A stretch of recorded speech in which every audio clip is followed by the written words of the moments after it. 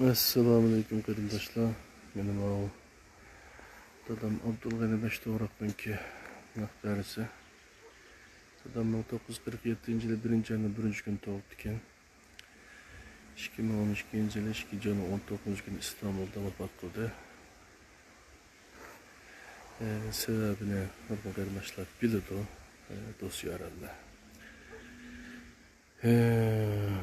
Mena yan tarafında boş kava ye hem de kim kirik yatılı bilmeyimiz Allah'ın okulu da Allah beyin canlı Allah aladı. Şu dünyada yaxşı emellerini kılıp o dünyaya kanla geçiş meselesi hem şu ölüm bir perde yeni bir hayat başlığında bilen inşallah. Dudam